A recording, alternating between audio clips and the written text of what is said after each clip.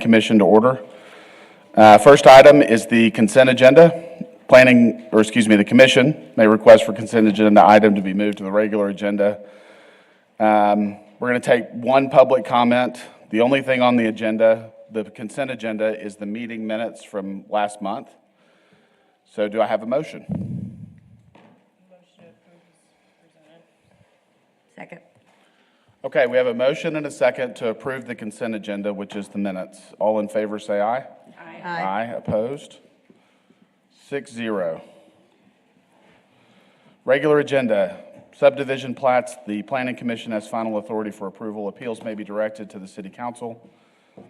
Item 1, FP 2409, Concho Development Company Edition, Section 3, request for final plat.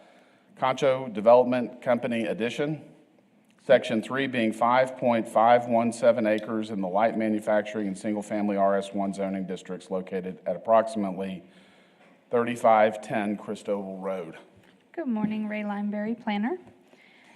This is the Concho Development Company Edition, Section 3. It is a little bit north of the intersection at Chadburn and Christoval. It is 5.519 acres. And they did request a variance on the paving width and curb and gutter off of Christoval Road. It is RS1 and light manufacturing. It's in District 1, Tommy Hebert, Glenmore neighborhood. This is the plat. Move on. This is their concept plan. It is for storage units. They have also applied for a zone change that will be coming next month. So staff is recommending approval of both the plat and the variance requests. It is on the city CIP list, Christoval Road is, which is why we are recommending approval on the variance of curb and gutter and paving width. With 6 conditions. They have to provide the tax cert, install the necessary water and wastewater service lines, submit the plans for required improvements on Christoval Road if the variance is not approved, submit a drainage study, and make a note on the plat about the fire hydrant and fire department access, and submit sidewalk plans. Okay. With that, is there any questions? Any questions for the staff? Do you have a layout that shows the current zoning? I thought I did. I do not.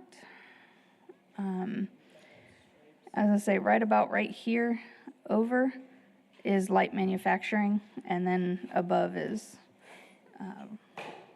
residential. Yeah, I think Service it's, station I want or to say it's like something. Verizon or something, but it might be AP. Yes. And then there's a Thank you. drainage way right between that and the residential on Crestwood. So okay.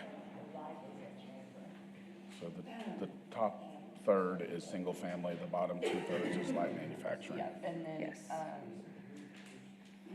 Yeah, you got it. And then as Norwood sweeps down here and the base is here, that's that Edgewood development that Concho Valley was doing, so.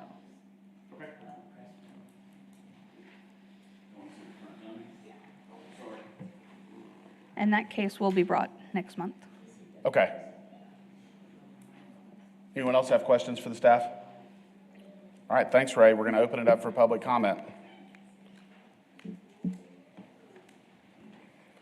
Anyone wishing to speak, please state your name and address or single member district. Good morning. My name is Blake Wildy with Wildy Engineering and Surveying here.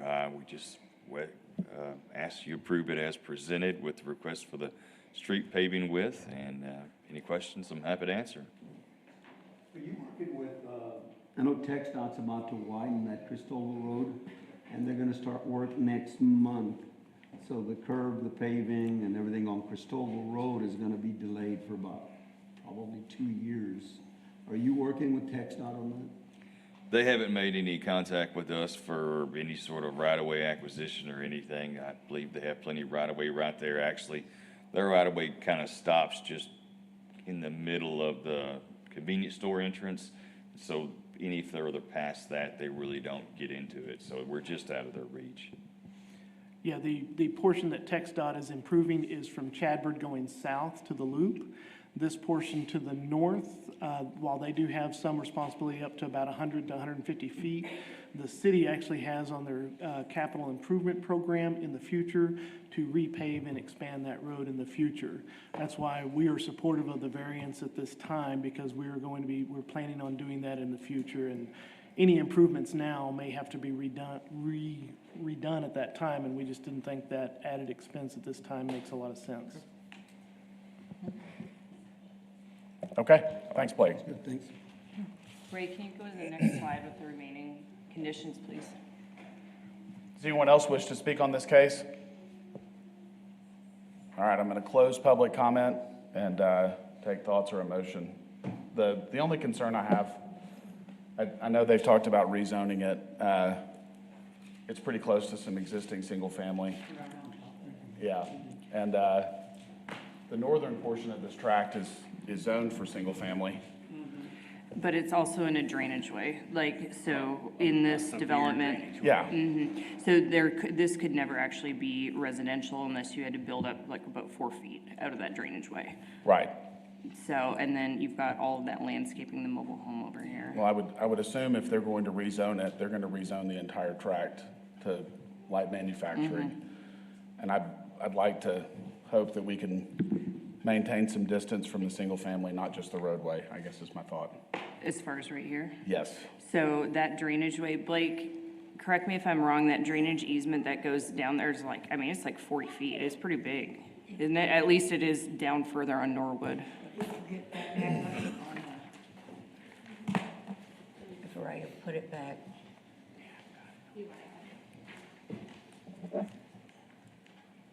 Yes, Go back another. yes, that one. Yeah, you can see from here, I mean, there's an alley, and then you have the drainage way, and then you've got another even strip. So you got about, a good 60, 80 feet there.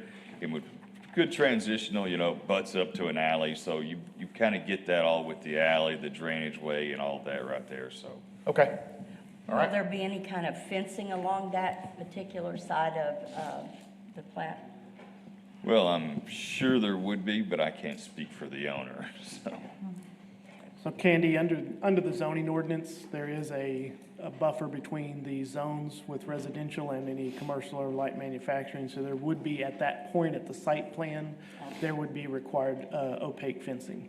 Good, thanks. All right. Anyone else have thoughts or want to make a motion? And Blake, you were fine with the future improvements, correct? Your client was? I think it was item number 300. Sorry, I'm going to open up Requesting public a comment. variance from the street improvements because of the capital improvement sale that the city supported here, so. I'm sorry. one We more. requested a variance from the street Variance, okay. improvements, I right? believe that's what the slide said, correct? Okay. Okay. On that, I'll make a motion to Thank you. approve as presented.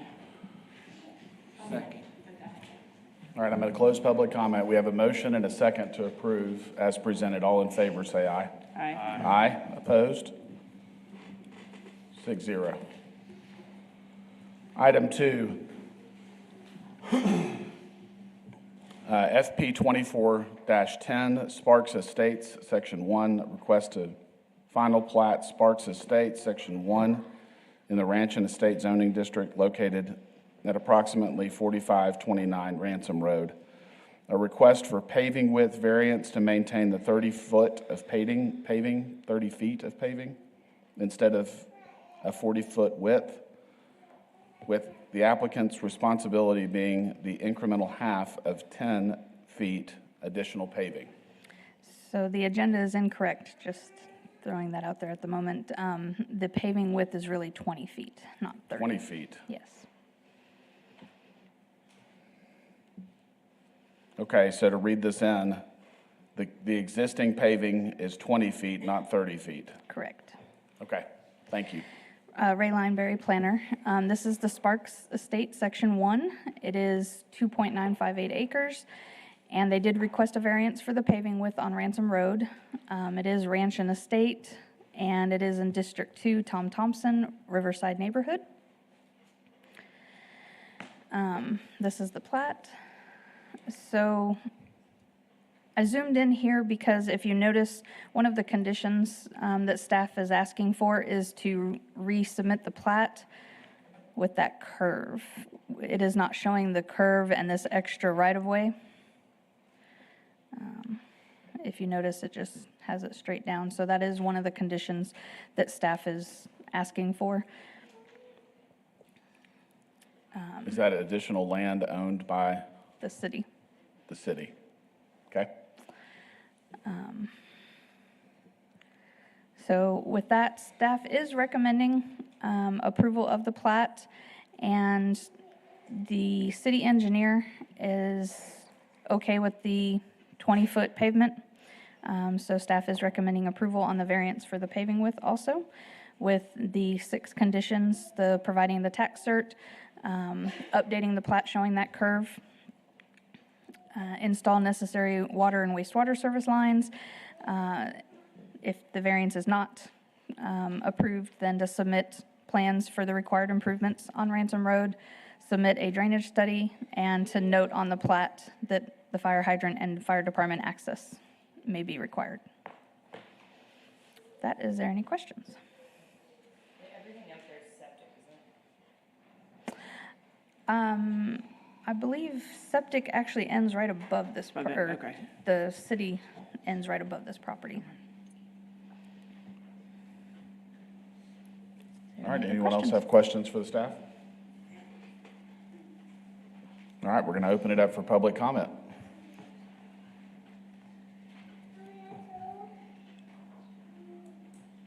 Good morning, Blake Wilde here with Wilde Engineering and Surveying. So, yeah, we asked for the variance for the paving width, obviously, and I would like to go back to your note about showing this curve, where we could pull up an ownership map, please. The ownership map, not this. Your ownership map.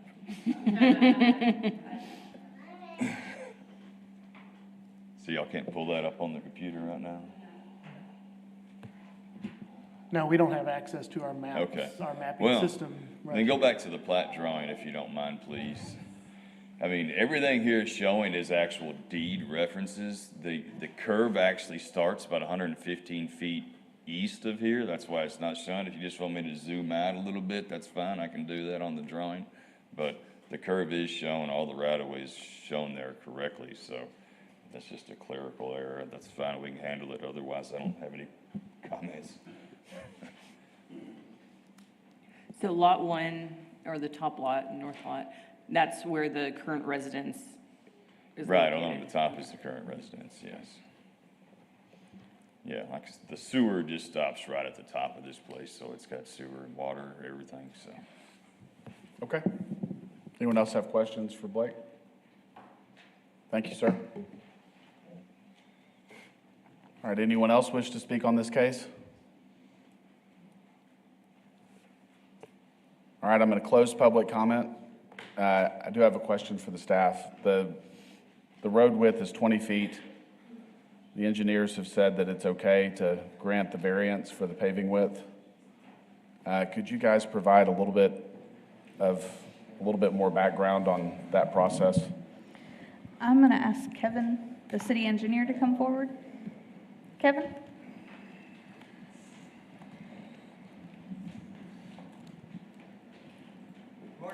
Good morning. Jeff Pate, city engineer. Are there some questions? Yes, sir. My question was that the current road width is 20 feet, and that you guys have indicated that you're okay with 20 feet. In prior discussions, it seems like 25 feet was the minimum road width. In some of our prior cases, 26 feet, I'm getting a motion from. And I'm wondering if that's changed or how this might be different. Before recommending this variance, I checked with the fire marshal's office, which Yes, sir. told me that 20 feet is their minimum requirement Okay, per their codes. Okay. To provide, safety. So after having done that, you look at the administrative variance process for paving. Yes, sir. Structures in the ordinance. And this meets most of those criteria except for the 26-foot minimum. So I can't administratively vary that width. That's why it's in front of you to make that recommendation or not. Very good. Thank you. You're welcome. Appreciate the help. You bet. All right. Anyone have questions or want to make a motion? Okay, so as far as what Blake had mentioned about being able to zoom out, it was more administrative. How does staff take that? I mean, It's within our subdivision ordinance, really actually to have the nearest intersections represented, and all we're asking is just to show what that distance is between the pavement and the actual property line. It's not a full resubmission by any means, it's just like he said, a clerical error, just a simple redraw when he submits it for filing.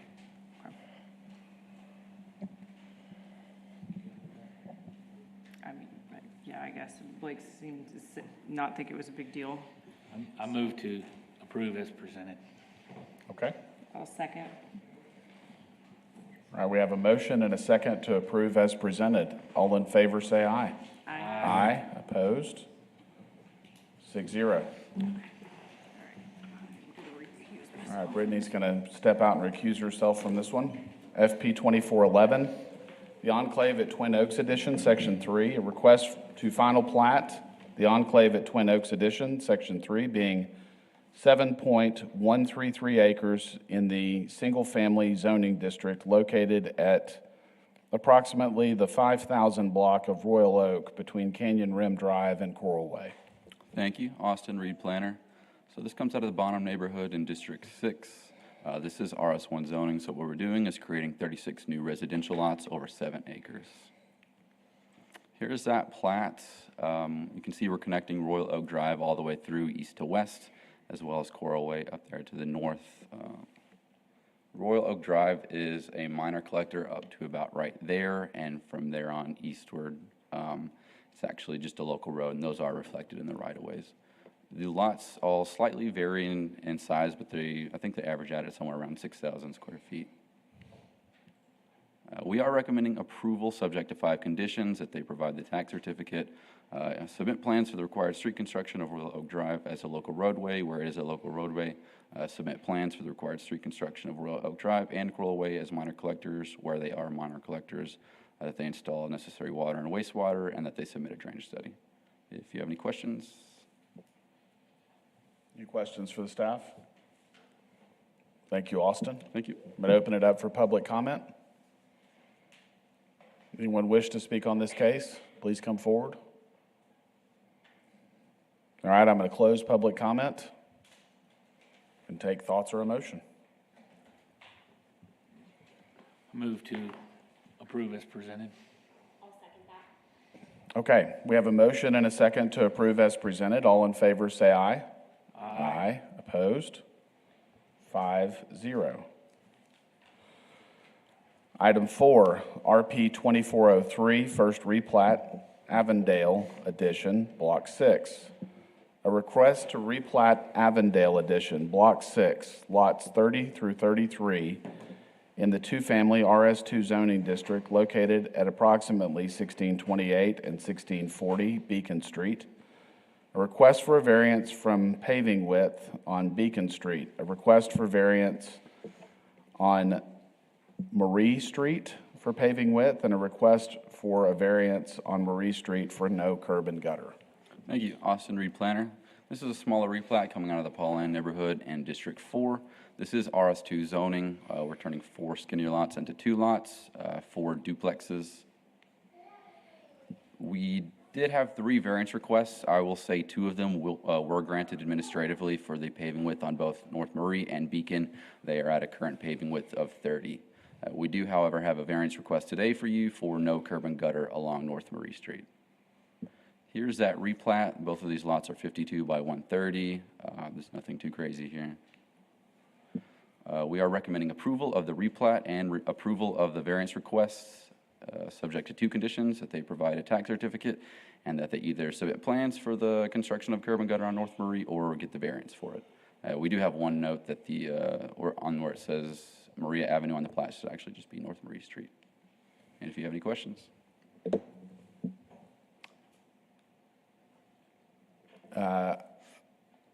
Okay, so the variance for curb and gutter was only on Marie, not Beacon? Correct. And why is it not on Beacon? I believe it already has curbing. Okay, so they're going to curb Beacon, but they don't want to curb Marie?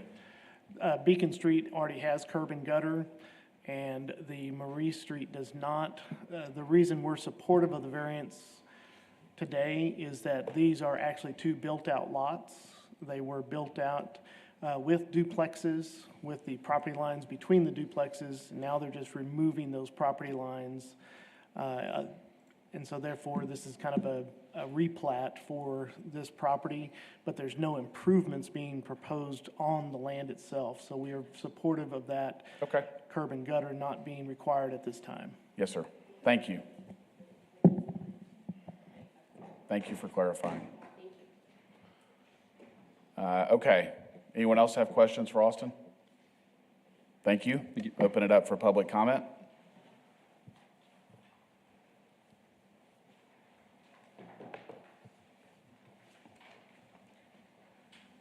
Good morning, Blake Wilde with Wilde Engineering and Surveying here. Just as requested, we request a variance from the paving width on Beacon and Marie, and then also a request for the variance for the curb and gutter on Marie Street. And just any questions? I mean, it's mainly just kind of a clerical thing for mortgage lenders. They don't like to have a line going between a structure, so they're removing it. Okay. Thank you. Anyone else wish to speak on this case? All right, I'm going to close public comment and take a motion or questions. Second.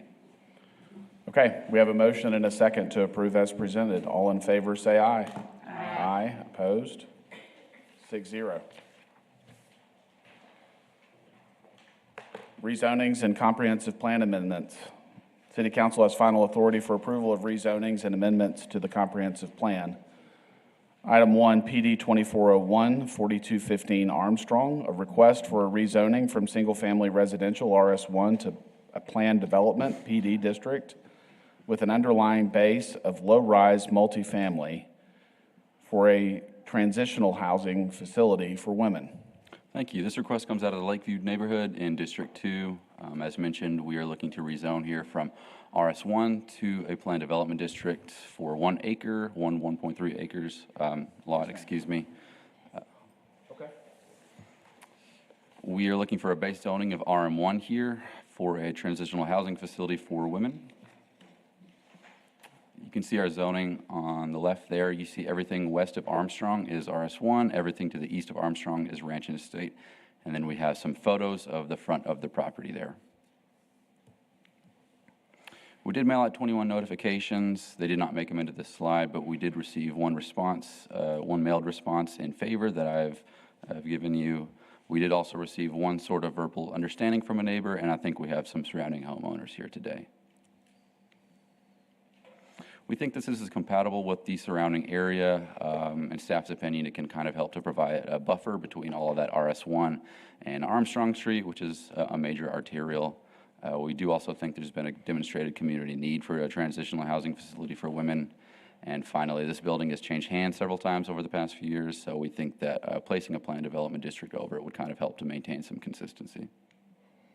With that, we are recommending approval subject to 4 conditions: that they obtain and comply with all necessary building permits and get their change of occupancy, that no services are performed on site, and we kind of define those as no alcohol or drug rehabilitation or mental health services. The idea is that these are being provided somewhere else. All new site lighting shall be shielded away from residential properties, and that they provide and maintain their appropriate parking. With that, if you have any questions. Austin, it looks like this structure's been there for a little bit. Do you know about when these improvements were originally constructed? Off the top of my head, no. I know this is a building that had burned down quite a few years ago. It's half of pretty much what it used to be, and it's changed hands recently again. Okay. As to when it was originally constructed, I'm not sure. Okay.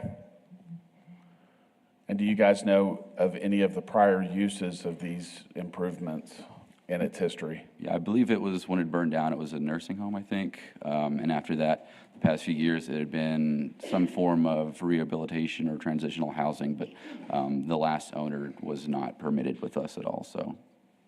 I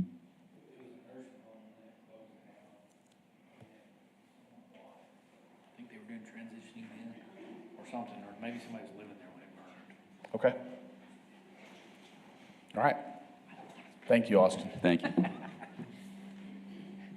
Okay, we're going to open it up for public comment. If you wish to speak, please state your name and address or single-member district. Chairman, do you want to hear from the applicant first, or do you want to hear from citizens first, or both? Or does it matter to you? I don't think it matters to me. Does it matter to you all? Okay, thank you, sir. Just wanted to Thank you. clarify that. Yeah, thank you. Hello, I'm Selena Dingus. I live at 4226 Armstrong Street.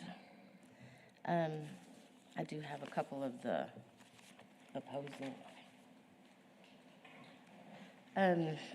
We are concerned about this building because it has been a problem Yes, for ma'am. many, many, many, many years. I live directly across the street, and 20 years ago, they tried to change the zone to a rehab or halfway house or something, and I was a single mom at the time. My children were little. Now she is at home right next door to me with little children, and her husband works out of town.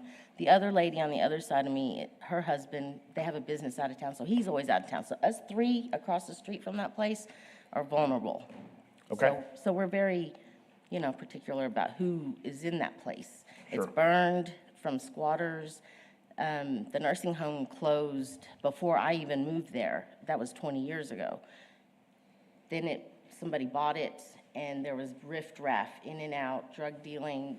The neighbor next to it found drugs in their yard from people throwing it over their fence. So, it's kind of, difficult, I guess, because it does seem like this place would be good and stable and keep the other riffraff out. But then again, who's to say, is it going to stay for women? Are they going to change it to men later? Are they going to be there in a year and open it up to somebody else to come in and try and put another kind of rehab place in there? There's a school right down the road. Those are all the concerns that we're having. We do have petitions also. Who do I give this to? Sure. Yes, ma'am. Thank you. I guess that's really all that we have. Okay. Thank you. Good morning. Good My morning. name is Alondra Castro, and I'm living on the 4302 Armstrong. As she said, I'm living there for 9 years, and that place is always having problems. I never go there, but I already have the DEA parking in my driveway to check that place. That is not feel comfortable at all, because we were thinking that somebody was helping some people there, but we never know. My concern is because the company that's already there, they are saying they are trying to help women, but they are offering rehab for other kind of people. And we have a school really close. So we do not need that concern anymore in that street. My husband is working out of the town most of the days, I want to say 5 days a week. So I am by myself with 3 children. And the other neighbor on the 4312, she's an old lady, and she's taking care of the grandkids. She's not living there, but she has to stay a long part of the day in there. So she's really concerned. She's not able to come today, but she's not happy with that, because that building is always having issues. Yes, ma'am. It was in fire. We don't even know, but the reason what we were thinking they were doing something good, something great, and I have the DEA in my driveway, it concerns me a lot. Yes, ma'am. Thank That's you. it. Thank you.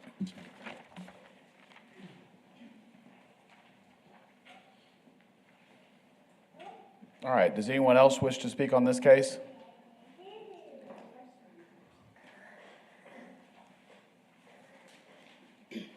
Good morning. My name is Maria Mejia, Executive Director to Concha Valley Turning Point. All valid concerns. So to let you know, Concha Valley Turning Point's been around since 1994. We started off as a part of Rest Street Ministries, and then after coming in, working with them, trying to fulfill the needs of the community, we actually partnered off, did our own 501(c) and started a men's transitional housing. That has been around since 2009. We are on Highland Boulevard.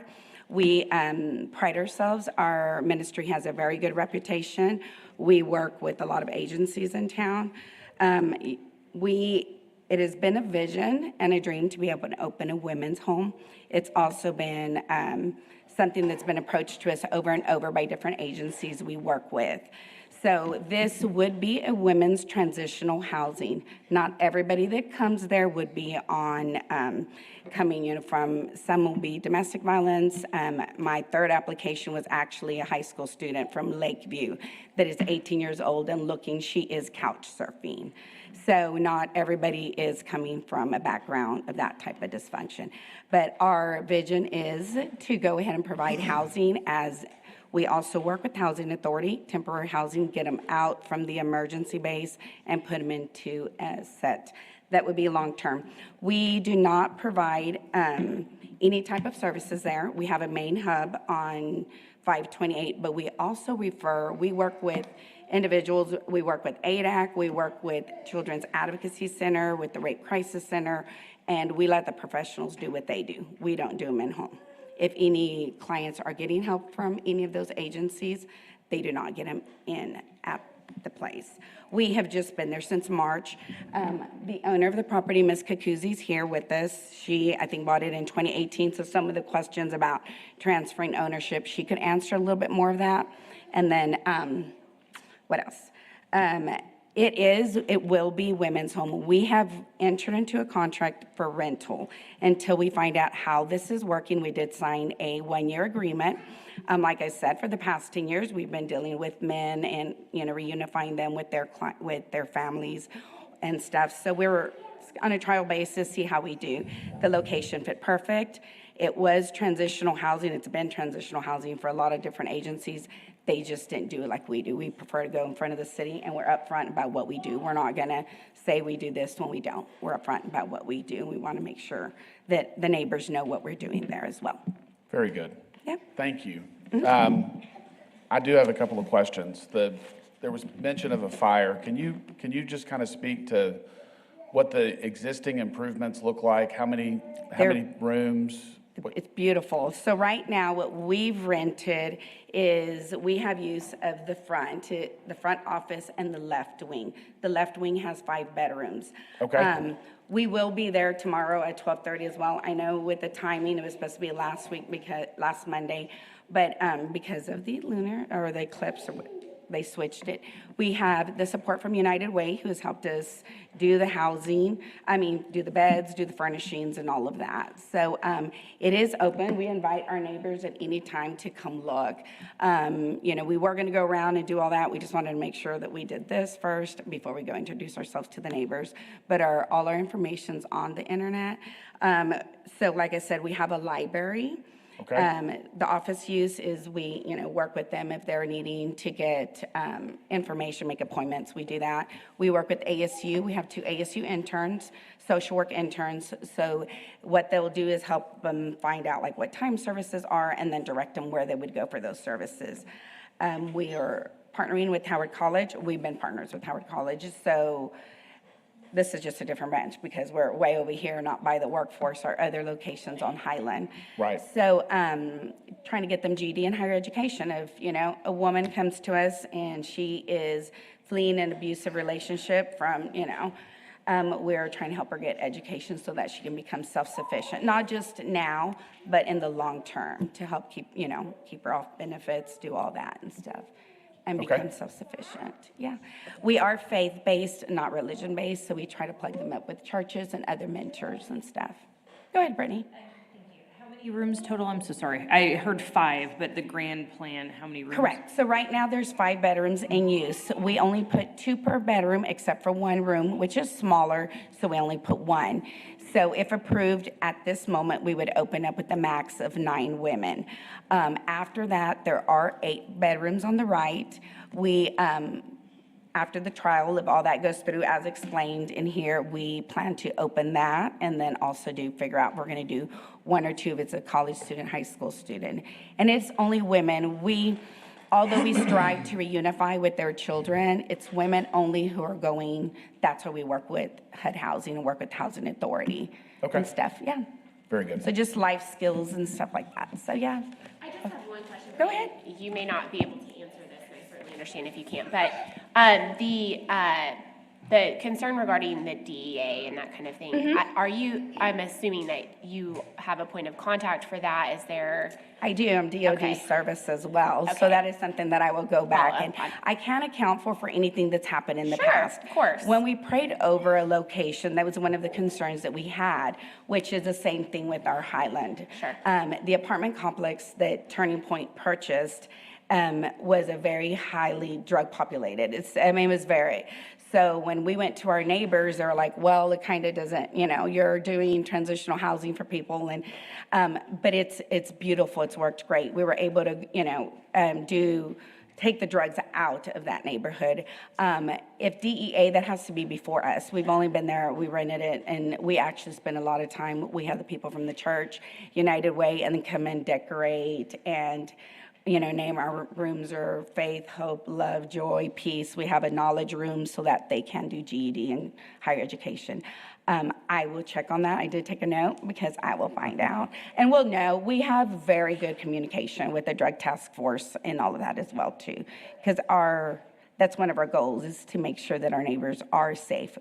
We pride ourselves on being very good stewards on our surrounding. Our other location is by a school as well, Fort Concho, and we've not ever had, actually Fort Concho does a project with our ministry too, so we work well with House of Faith, Judge probably Daniels. something they It wanted was to address. totally prior, Thank yeah, you. but I am gonna check on it. Thank you so For much. sure. Yes. Appreciate you. Any other questions? Do you have staff there 24/7? We do not, because it's transitional housing. It's the last phase. So we would have, the staff is from where they came from and stuff. People living normal lives, going into the last part, the next part. That's why we don't say halfway house. They're way past that. They're going into just looking for affordable housing, somewhere where they can work a job and live. And that's why we work with Galilee as well as HUD to get them into a home that is safe and try to take down the homelessness rate as well. We do not. It's their private home of residence, like-minded people trying to live, going to the next step. Good question. We've been asked that. We do not. And that's very There's many- common for but transitional housing. Correct. Facilities. Yeah, it's not. I will tell you that my cell phone number is on my cards. We have our board, I actually have a board member here, and then an intern from ASU, and then the assistant director too. We are very good about putting our numbers out there.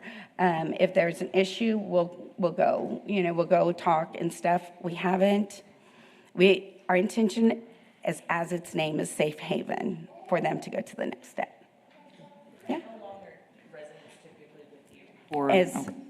As long as they are a fit for us and we are a fit for them. So as long as they're showing growth. In our men's, we had a question from one of the foundations that we applied for a grant. He's been there 7 years. People, did the whole IRO, did all of that. They just did it when I spoke at Howard. So individuals come to us with different backgrounds. In those 7 years, he owed $50-something thousand of child support. In 7 years, we celebrated, he's in the single digits. He's worked, he's actually has custody of his children. The apartments are different, they're individuals, so he has custody of his son, raising his son and paying child support. So even though we've been doing it with men, we've been asked over and over, when are you going to open a women's, when are you going to open a women's? And so we just feel like this was our time. Okay, thank you. Yeah, an opportunity came. And we do want to open, although the location may not have the best reputation, we feel with Christ and with everybody that we have that it will turn into a good environment. Yeah. For the purposes that, I'm sure you know this number too, but just for the purposes of understanding transitional housing for this group, can you kind of convey another issue that I understand in the Concho Valley is affordable housing and rent, and I understand most agencies in this community are already out of assistance, as well as the number waiting for HUD housing is astronomical. So Correct. when it comes to that wait list, I would assume they can remain in transitional housing until something is available for them to move in. Is that correct? It is correct. Yes, and our intention is to be able to provide that, and just for the time needed as we can get them to other services. You know, as you'll see, Galilee got, you know, funding for that one particular population is, you know, kids coming out of foster care or coming out of, you know, graduating high school, you know, couch surfing, so they weren't really considered homeless. So now that Galilee has that, that'll be another avenue that we can have to transition them from where they're at while they're on the waiting list to go to the next. Yes, you're welcome, Michelle. Yeah. Okay, last question for me. There's been some concern from some of the neighbors. Yes, sir. I think you'd mentioned early that you hadn't had a chance to go out and visit with them. Correct. Are you a point of contact for the organization? I am. Okay. I am, and so are our board members. Yes, but I am the point of contact as well. Okay. I mean, main point of contact, yeah. So if they have And I'm there questions or quite concerns, often. they could maybe visit with you about. Not maybe, those they can issues. for sure, yeah. Okay. And they can come over today. I will open up the doors and stuff. We are very open door policy. We just do not like people to go on the property, especially, this is different. This is women. So we will make sure that myself and another individual is there tomorrow we do have a ribbon cutting ceremony. So at 12:30, so all the public's, you know, welcome to come. Yes, ma'am. We did do back in March, we did a interview with Sonora Scott, inviting the public to come out and to see, before we even moved anybody in, to come in and see, talk to us about what we were doing and to see how it's changed. I mean, I've gotten comments, you know what, decorating company did you? It was all women from church, different women that have been in the same situation in the past that came in and helped decorate and make it's beautiful. Okay. Very beautiful. Thank you so much. You're welcome. Any other questions? Anyone else have questions? No? Yes, ma'am. Is your question for me? Well, no. Okay, never mind. Sorry, she had her hand up. I'm going to let you come back. If you'll give me just 1 second. Thank you. Good morning. I'm Jane Kikuzi, and my husband and I are the owners of the property. Yes, ma'am. And my husband did purchase a severely distressed building in October of 2018. There was a history of a fire, and the previous owners had knocked down the fire damaged part of the building. Okay. So the building had extended further north. Okay. So that part had been knocked down, so the remaining building was structurally sound. However, it needed extensive new sewer, new lines, new electrical, everything. Inside was redone. Our money ran out. We did the south wing, and Maria has turned it into some lovely bedrooms. And then we have the middle section was done, but the north end with the additional 8 bedrooms is structurally sound, new roof, brick siding. It's a beautiful old building, but it's just unfinished inside. Okay. We've rented it. It took a whole year to get that part fixed up enough to rent it. We've had trouble with the first 2 renters we've had, but we just really think that this would be good. We think Concho Valley Turning Point would be good residents, and it would be a good use for the community. So we hope you approve it. Do you have any questions about the building or I have before and after pictures, whatever you guys need. That's perfect. Believe me, terrible to beautiful. I completely understand taking a distressed property and trying to do something good for the neighborhood. Can you speak to the DEA questions by chance? Maybe that was with a past tenant. One of the neighbors was asking about the DEA. Sorry, am I echoing? So, one of the neighbors was inquiring about the DEA and some drug issues and whatnot in the past, since you're the point of contact. Okay, so it was related to that. I think we're happy to turn it over to a legitimate, kind organization where we would have those concerns, and I appreciate those concerns. Thank you. Others are better than others. Yes, ma'am. Thank you. Yes, ma'am. Please come up. Do I need to state my name? If you don't mind stating your name again, please. Selena Dingus. We were wondering, okay, if this passed Yes, ma'am. and it doesn't work out for them after their lease is up, what happens then? Is it able to be released to another facility like that, or It's a good question. that's, and then who knows who's gonna move in there, you know? So the underlying use of the property would be multifamily when it's currently single-family. I'm assuming that multifamily is needed for the use that's proposed. Correct. Under single family, you can only have up to 4 unrelated adults living on a property. And so you have to have something that's going to allow more than that in a household living situation. Okay.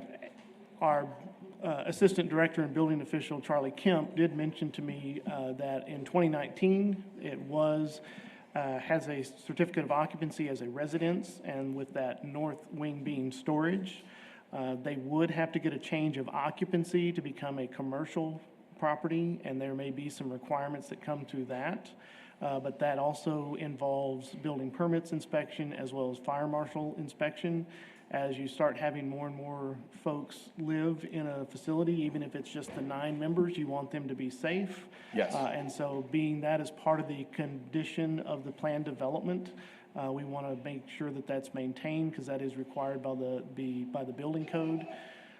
The other items for safety for the citizens, there is always that concern about putting up whether it's privacy fences along the sides.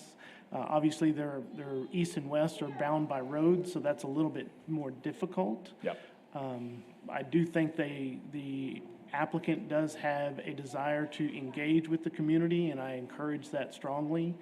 But as y'all all know, land use being a planned development, that goes with the property. And so the young lady's question there at the end is, what happens if this doesn't work out? What's the next step? And so in our plan development, we need to put whatever protections we think are appropriate that are that will blend this with the neighborhood, that protects the neighborhood surrounding them. Okay. Does that help answer your question? So this isn't gonna be a commercial zone, right? It's just a multi-family? That is correct, ma'am. That's why we're Yes. sticking with the what we call low-rise multifamily, so it's not an actual commercial venture. Okay. All right, anyone else wish to speak on this case? All right, I'm going to close public comment and take thoughts or emotion from my colleagues here. You mentioned protection. What are your thoughts on how we could protect it so in the event that it wasn't something that they wanted to continue, what could we put on this to protect anything, or once it's done, it's done? Well, I think limiting the underlying zoning to something that could only be used as a residential type in the future. So if this agency is not, if it doesn't work out for whatever the reasons are, we certainly hope it does because we know we have a community need, but it's something that allows it to strictly go back to residential. Now, it sounds like in the past, there's maybe been some challenges with that by itself, and then that comes down to enforcement issues of how do we as a community enforce those issues and deal with things. So I think we've done our best that we can think of at this time and date. I hesitate recommending, give them 3 years and see if it works out, because then in 3 years, somebody has to remember to re-up that, and I don't want them to fall out of compliance because they forgot or we forgot. I'm not a big fan of limiting service hours because this is a residence, and so they're really not providing services there. They're allowing folks to have a transitional housing. So I'm struggling to figure out what those other protections would be that we could dictate through the ordinance.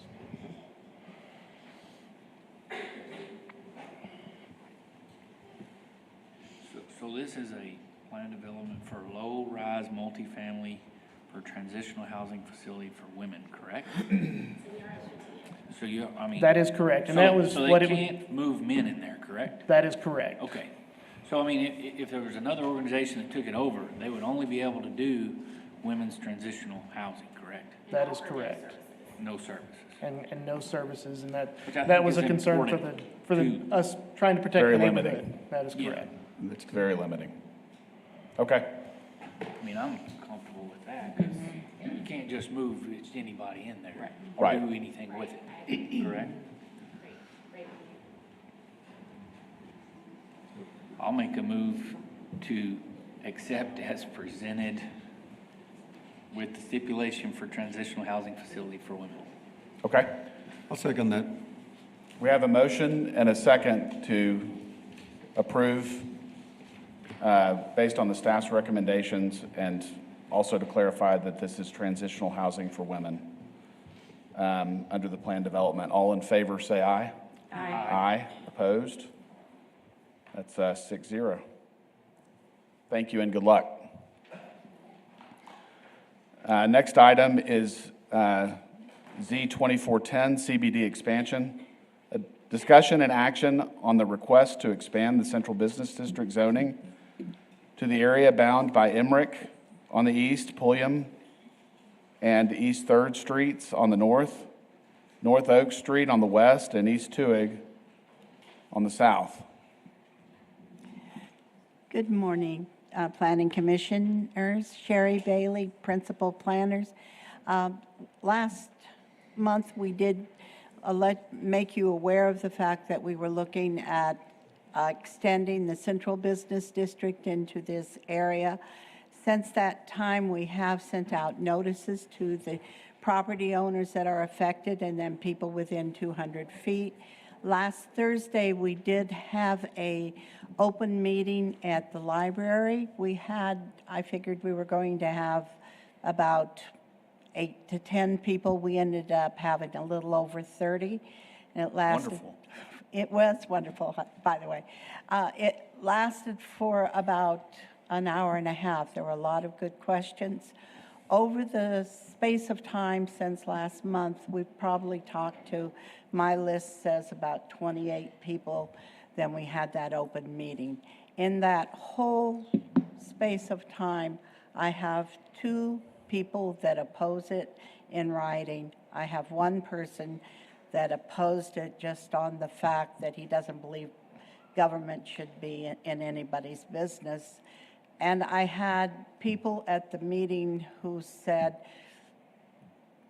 it sounds okay, we'll wait and see. We're kind of skeptical because they feel like they're maybe putting some words in their mouth, and I don't mean to, but they've been kind of the forgotten area. And so they didn't have a problem with the zoning that's being proposed. They just wanted to see how it was going to turn out.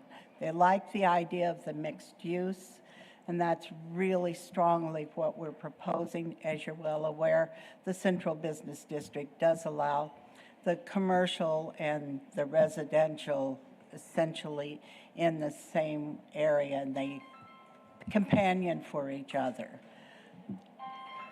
So with that, we sent out 137 notices.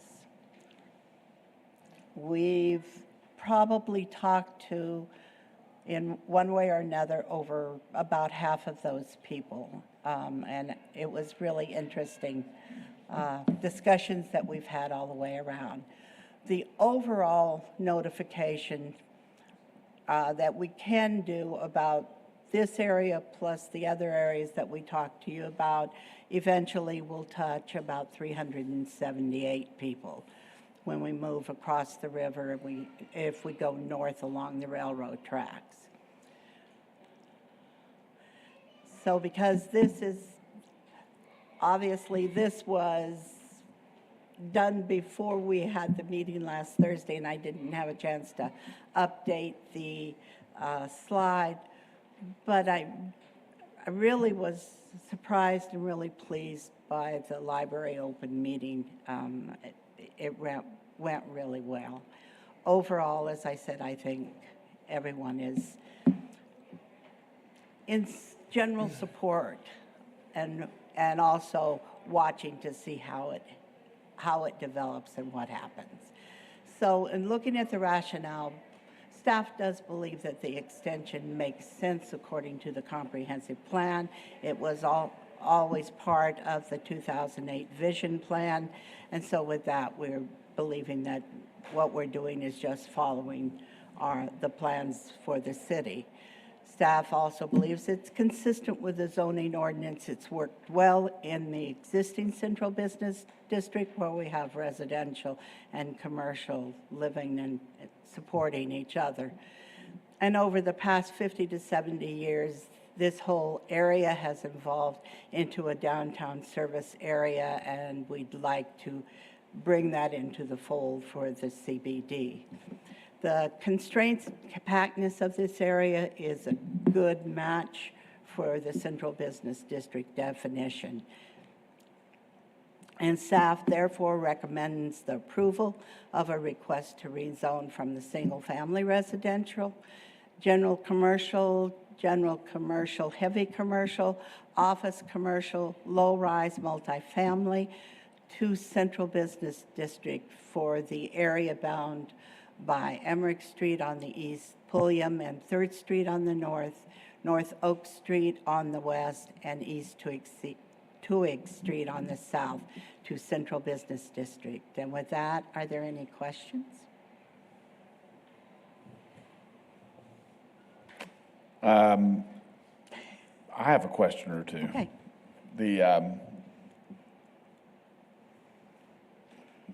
Looking at the existing zoning classifications, are there any circumstances where there is a reduction in the ability to develop any of these tracts based on the change of zoning? I don't believe so. What we did was we walked a lot of the area. We talked a lot to what I would consider the borderline uses now. Those uses would come in as they are. What I would like to do is we're developing the ordinance before we take it to City Council, if you recommend approval, is that we identify those areas and identify by legal description those properties so that in future when any planner looks back at it, they have a place to look at. Yes. One of the problems we've had in the past when there's been a large hotel zoning change is that we didn't have it nailed down. And so being able to do that is something that I think will really help. I've talked to a lot of the owners that I consider close to the border or just over the border, and talk to them about what it's going to mean to them, what they come in as. And generally, I got the feeling that they were supportive of it. Okay. Okay. Anyone else have questions for the staff? So if I have a lot that is, let's see, general commercial, heavy commercial today, and it's listed as such, and we go to CBD, is that lot still heavy commercial, or can you make it not heavy commercial under CBD? It's going to be CBD, or Central Business District. Right. But all of the uses that are existing now that we identified are uses that in fact would be allowed in the Central Business District and are allowed in the Central Business District. Even the service areas, and I can give you a good example, the service area for the motorcycle repair, that's an allowed use, that kind of repair. What he does is he stores old ones and throws them into the ravine in the back, and we talked about that. That would be one he would come in as it is. If he wanted to expand that use, then he would have to come in like anybody else for conditional use to expand that use. But as he is now, he's fine. He will be fine. And he'll be identified in the ordinance. What protects an RS1? So if I'm an RS, so now I'm a CBD, which has all these multiple uses. And now I've got a residential lot.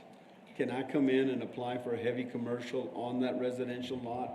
Or are they protected since everything is under one umbrella? Not heavy commercial, no, but central business district, anything that functions in that.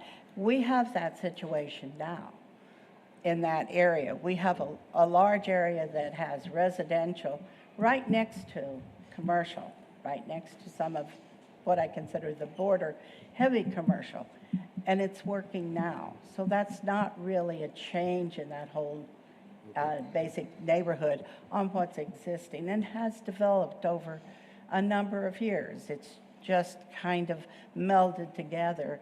It just did it without any real thought to it, I think. I'm trying to reflect back to the first time we did the CBD, and I remember Hartman was one of the items. So, for instance, the motorcycle repair, if his building or exterior structure burnt down, what can he do as far as rebuild? He could rebuild without any problem. Okay, because I feel like and again, this was so long ago, but when we originally did the CBD and we went up to 4th Street and, we had Hartman, we had Palmer's and all of that, I felt like there was something to do with exterior storage that wasn't allowed. There is, and I think they were mainly concerned, number one, because they're more of an industrial use than a heavy commercial use even. But yes, there was some concern about what I was talking about, I think, that this is what I've got, and this means that I can't do this if I burn down in the future. No, that's why we want to identify those areas and identify the condition now that they have, so that we can establish that as part of the ordinance. Somebody new coming in, they're going to be up against all of the requirements in the central business district. But a central business district does allow some outside storage. Okay. It doesn't absolutely not allow it. Okay. But that would not be the norm for something really a heavy commercial to want to come in. Okay. Thanks, Sherry. Okay, any other questions for the staff? I'm going to open it up for public comment then. Thank you, Sherry. Anyone wish to speak on this case? Please state your name and address or single member district. Hi, my name's Linda Landers, and we have a small business on 102 North Bain. Some of you may know it, it's Twisted Ice. And I think I have a couple of concerns, not only for us and how this will kind of play out for our little business, but mostly for our neighbors who are single homeowner families or people who are in smaller houses and things around that we're concerned about how this plays out for them. And I feel like because we've become a part of the neighborhood, we really want to protect our neighbors and what kind of impact it will have on them and for the future. And many of them some are aging, there's a few young families too that have gotten in this neighborhood because it's affordable housing, and their concerns are about what the future looks like, what their taxes are going to look like if they're adopted into the CBD. And for us, we've been there since 2013, so we're kind of looking at how this would affect our little business, because we're basically no one as far as the community, and we're watching Shannon grow, and are they going to be taking over more space in our little area and how that looks. So I just wanted to state it as, we have a lot of questions more than answers at this point, and we're trying to get more informed on exactly how this is going to look. So I think I can answer this in kind of a broader sense. Single-family residential would be at what I would consider the lower end of development intensity that would be allowed in the CBD zoning district. But generally speaking, the CBD zoning district allows a very broad range of uses. And its intent is to encourage the redevelopment of some of these older structures in downtown that have a lot of different avenues and ideas that could be implemented. What I think we're moving away from when we go to CBD zoning is the more intense industrial manufacturing type uses.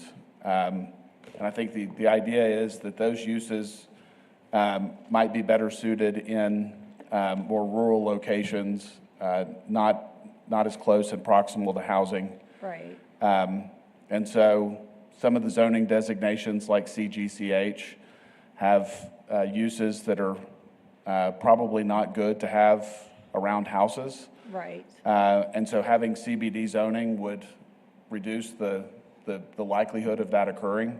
It wouldn't allow some of those intense uses.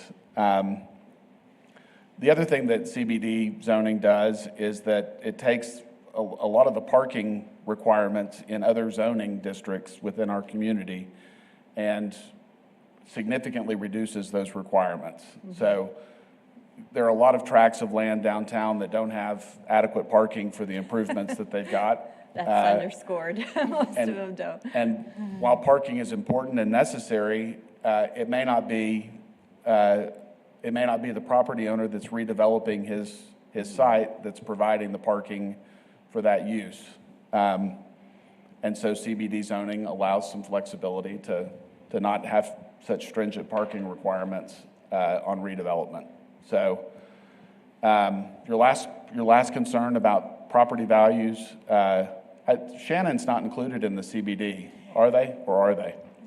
Shannon is not, but what is important to note is that even under the CBD, if Shannon wanted to move into an area, they are required to get a conditional use permit. So that would be notification to surrounding property owners, taking that input in. They cannot, even under CBD, be able to purchase something and just move in right away. Mm-hmm. There would be avenues. Mm-hmm. The other second point that I'd like to add is, since it's a mixed-use area, mm-hmm. my hope is that we would have some like small office that would move into a residential structure that wouldn't change the nature of the residential structure on the exterior, but would provide a small office for somebody who's looking for an affordable office site. Mm-hmm. That happens quite often in CBD in a transitional area like this. Mm-hmm. Okay. Very good. Does that help? Yes, I think so. I think just being, my basic point was I would like to just make sure that the homeowners in the area are protected against encroachment or a lot of extra things that new requirements for them, and mostly I just wanted to state that just to protect their rights as homeowners and their neighborhoods. They want to see improvement, everybody does, but we don't want to do it at the detriment of those who already own it, and many of them don't have a lot of resources, so they're just trying to maintain what they have. So I just wanted to speak on their behalf, but thank you. Thank you for doing that. All right, anyone else wish to speak?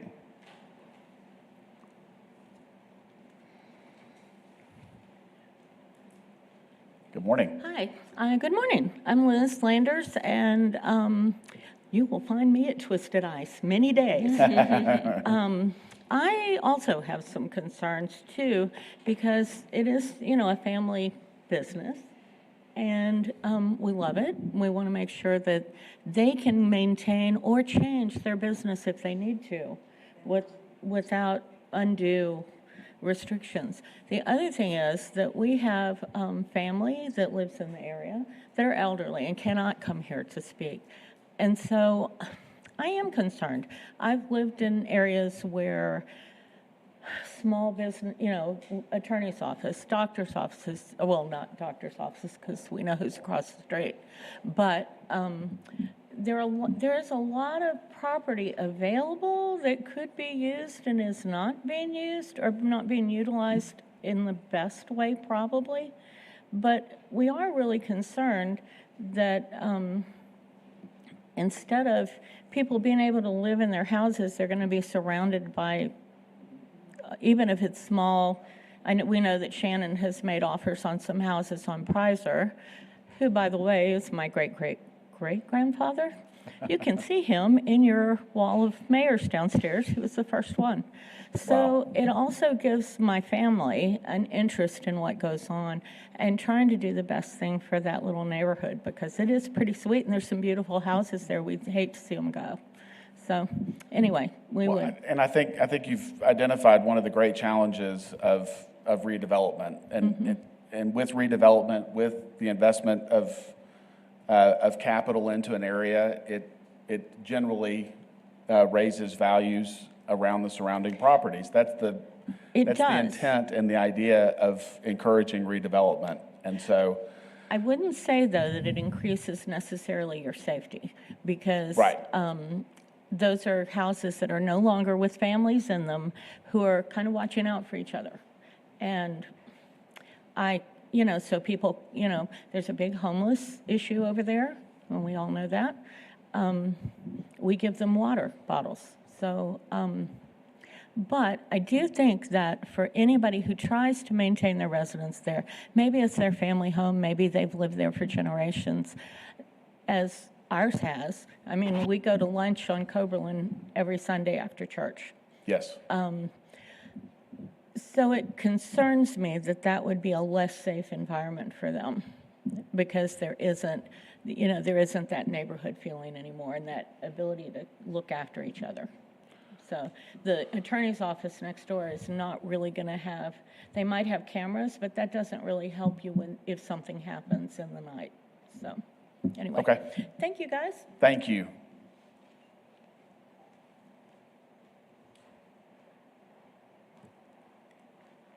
Good morning. Good morning. Jamal Shumper, single member District 2. I know I can ask a question, but I was curious, if this is approved, would short-term rentals be required to maintain two off-street parking spaces? No. No? Okay. No. Thank you. You're welcome. Different zoning. Hello, good morning. Monica Ramos, Director of Downtown San Angelo. This central business district, I like the first map with the purple boundary. When Downtown San Angelo became a main street, or helped San Angelo become a main street city, that purple boundary is what we currently call today our main street boundaries between our downtown and historic and all the other zonings. And that is the whole future plan, is to one day create this main street to be the central business district. That's what the Texas Historical Commission and Main Street looked at when they did their studies to see what San Angelo could have as their future central business district. And right now, a good portion of that is complete. So expanding this central business district to be a part of that Main Street area is very beneficial. And as far as for the residents, it is going to be mixed in with commercial properties. However, having this expansion creates more amenities. It's more convenient to the neighborhood as well to have access to these businesses. And really, I think it's really going to help the small businesses that are already in this neighborhood and give them that thought that they can develop and create something that looks a lot nicer, that will in turn create something that is safer for the neighborhood. Thank you.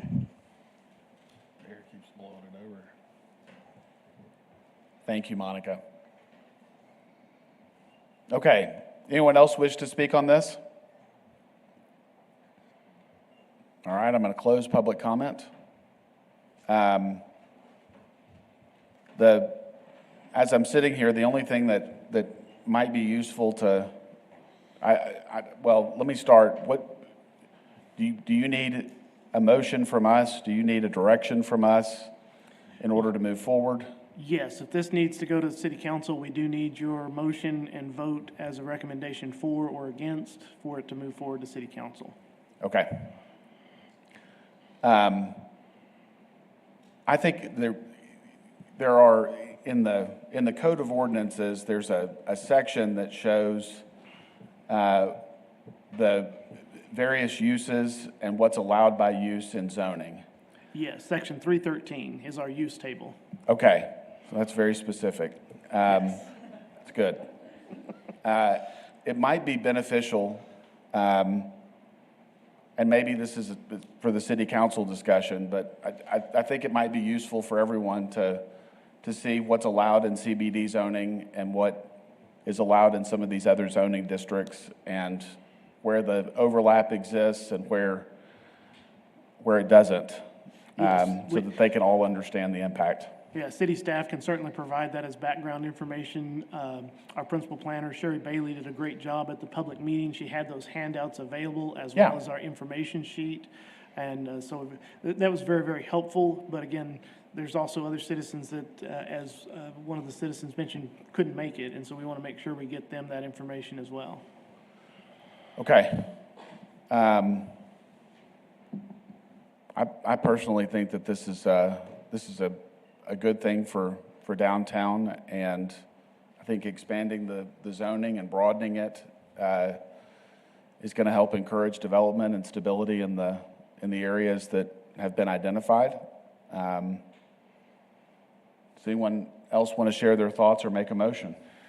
I think this is a good direction to go because it allows the different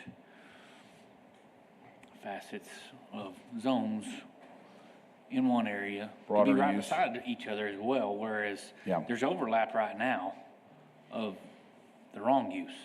Yes.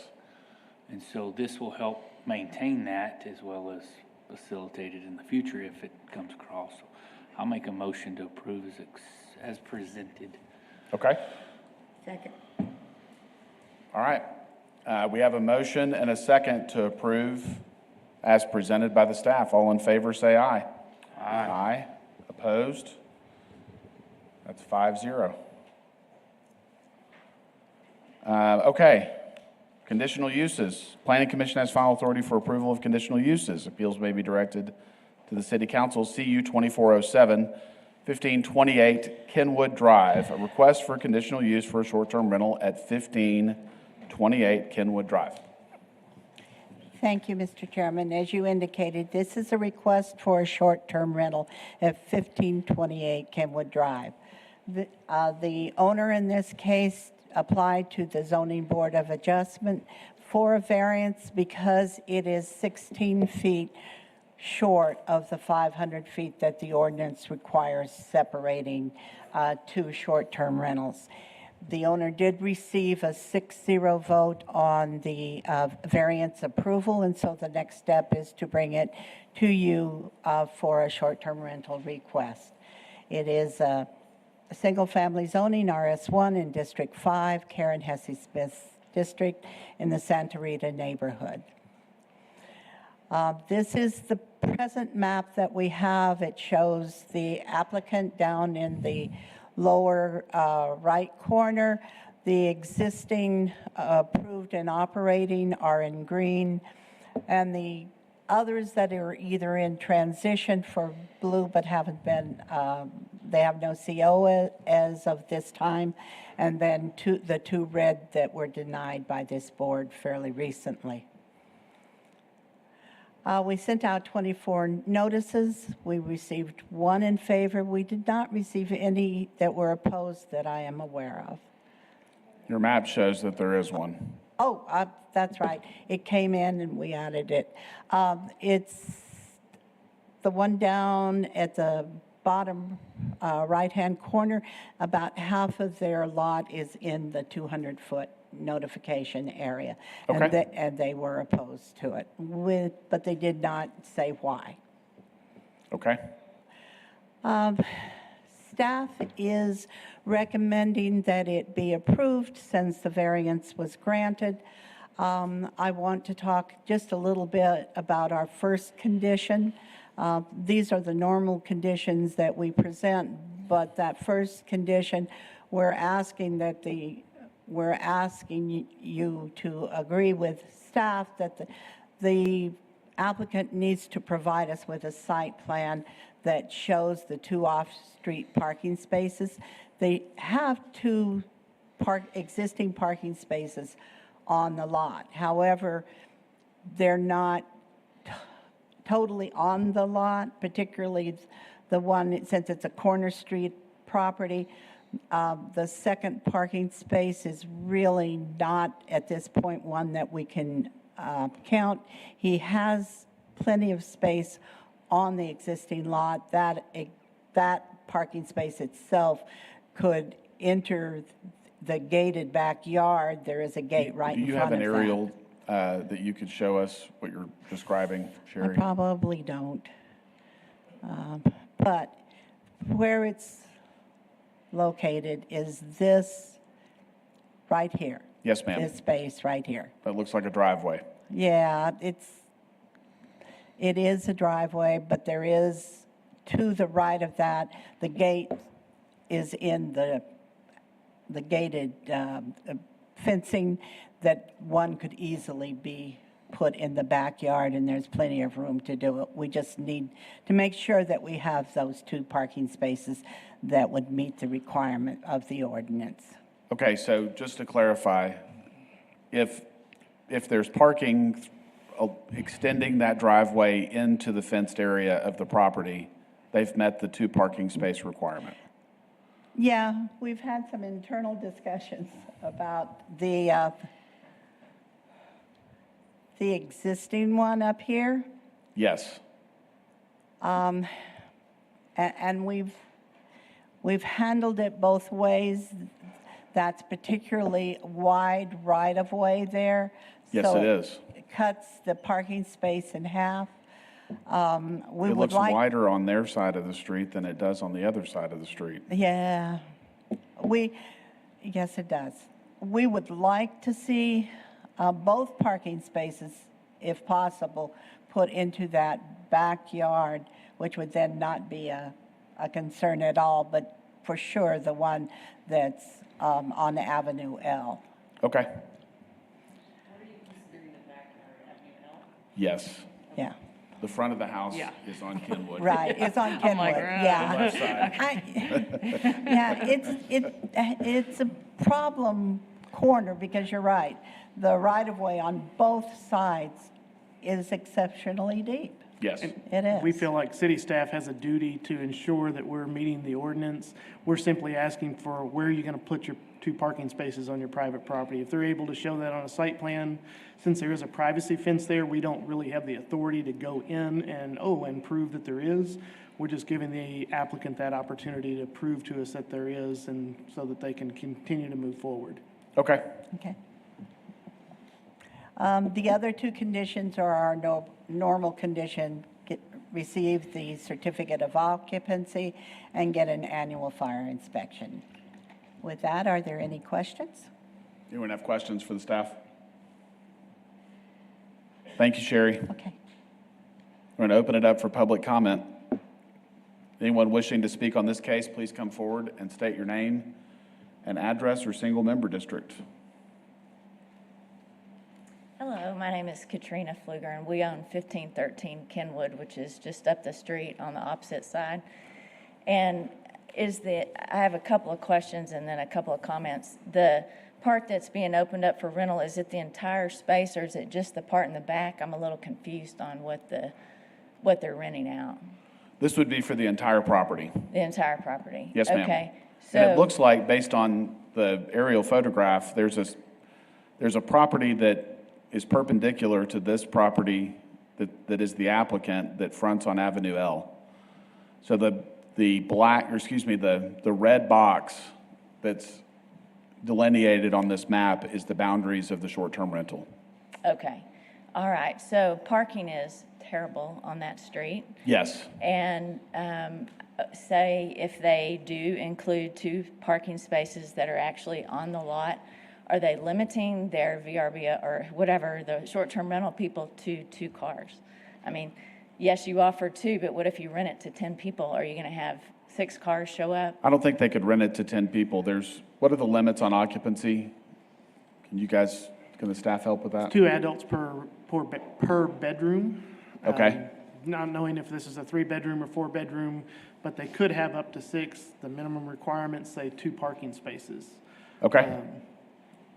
So you might have, a lot of extra. And then, I don't know, I guess my question is if it does get rented out to large groups and the noise, those are just my concerns. It's a Yes, ma'am. neighborhood. And anyway, I was one who did oppose, I don't know, I think she said I was out of the district, but I'm on that street, so. Your address was on Kenwood though, right? Yeah, 1513 Kenwood, so I'm So not sure. the red star would not be you. Oh, okay. Oh, I see what she's saying, that's where it came from. I guess I wasn't counted somehow, but I Is that did Austin oppose Street? it. It's on, you sent on Kenwood, right? Yeah. Yeah, I didn't receive one. I mailed it in, anyway, but I'm Okay. here, I came Well, here thank to you. state my opinion. Thank you for coming up. Okay, anyone else? Once again, Doug Robinson. Yeah, it's my property. I'm a little confused on parking, and the shop back in the back, that won't be rented out. It's a 3-bedroom, so there won't be very many people there. And I live on Kenwood, so you're my neighbor. 3-bedroom. I just live down the street, but this is I don't know what else to ask. I know it has I can't remember what the driveway itself is, so I'm not sure why does my parking have to be in the red space? Is that what it is? It has to be on your property. And because the right-of-ways are so deep, particularly that one on Avenue L is totally in the city's. Okay, so let me ask you That's this. not it doesn't go to a garage or anything, so it can't meet Right. our standard. Does that driveway extend into the property? Yeah, it does, yeah, it's a carport back there, which is no big deal, but it's weird that I had to go to ZBA because I was within 500 feet. Right. But now you're saying, hey, well, we're not measuring that anymore, we're measuring the red for the property. You know what I mean? No, I don't know. We're just requiring what we normally require, that you provide 2 legitimate parking Right. spaces. We're just saying that one in particular is in the public right-of-way, which can't be counted. You've been granted a variance. So we need you to move. Okay, Yeah. right. You were right. granted the variance Yeah, for the yeah. distance Okay, I was separation. just That's all. confused on Yeah, how all no. this was working. Okay, all right. Yeah, but yeah, that's fine. Yeah, I've got one underneath there and we've got one there, so we should be good. Okay. Okay. So I don't know if there's any questions or anything else. Anyone have questions for Doug? Thank you, Doug. All right. Appreciate it. All right, anyone else wish to speak on this case? All right, I'm going to close public comment and take thoughts or emotion. Do we need to verify that there's a second parking space, or is Doug's indication that there's a carport sufficient for you guys, or do we? Well, that is your decision. I'm assuming that's going to be done after, if they don't meet the 2-space requirement.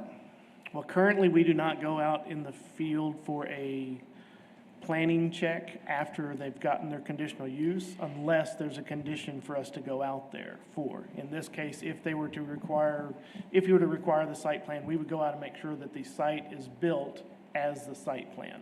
Okay, so we would need to ask you guys to verify that there are 2 parking spaces? Yes. Now, we normally do that through photography and imaging and looking at garages and things like that, and so it's Yes. very intuitive, and then when they're out there on the site to take photographs, unfortunately, the second spot, we just couldn't see it through the fence. I understand. We fully believe there's one there, but Okay, believing and seeing, I mean, it's just, I we just understand. want to make sure. Yep. For our citizens. thank you. All right, anyone want to make a motion? I'll make a motion to approve as presented. Second. Okay. Do you want to stipulate that the staff needs to verify the off-street? Honestly, I feel like the staff has a lot going on, and I do not want to add one more item to their plate. Doug obviously does a lot of STRs, and You're gonna take Doug's word? he knows the rules, so I'm gonna say, Doug, if I drive by and you don't have parking space, I'm knocking on your door. No. Okay, we have a motion and a second to approve as presented. All in favor, say aye. Aye. Opposed? 5-0. Public comment. Issues or concerns not on the regular agenda may be raised at this time. Citizens should speak from the podium, address the dais, begin by stating their name and single-member district. Anyone wish to speak publicly on issues not on the agenda today? Okay, I'm going to close public comment. Planning Director's report. Good morning, Planning Commission. Aaron Vanoy, Planning Director Director of Planning and Development Services.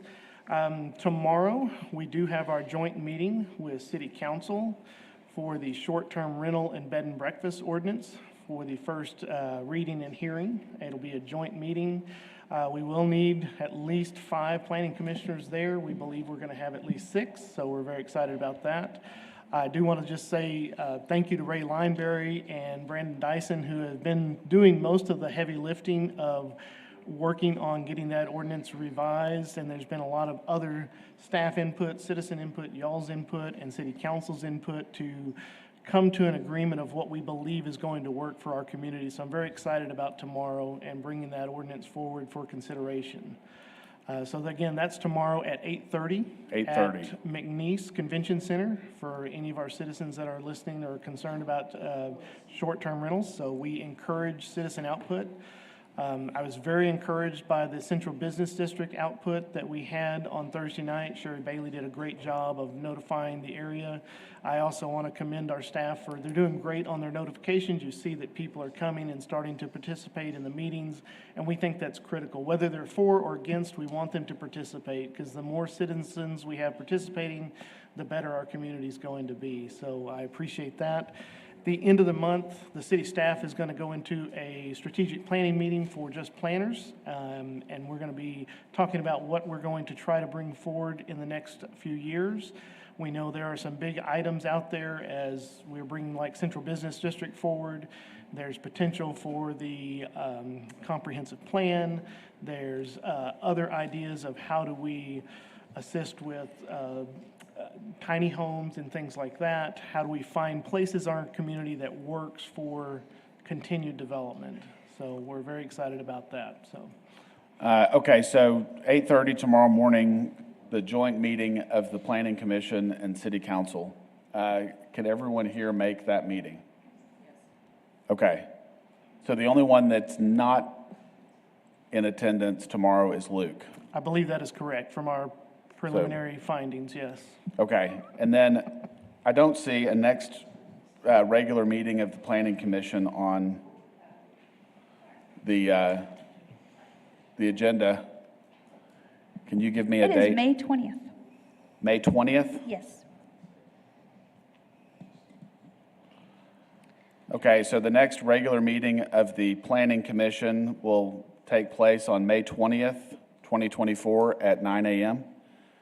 in the same room at City Hall. And we've got the joint meeting tomorrow. Follow-up at administrative issues. Any other announcements or future agenda items? You guys all good? Okay, adjournment. Second. Okay, we have a motion and a second to adjourn. All in favor say aye. Aye. Aye. Opposed? It's 5-0. It's 10:36.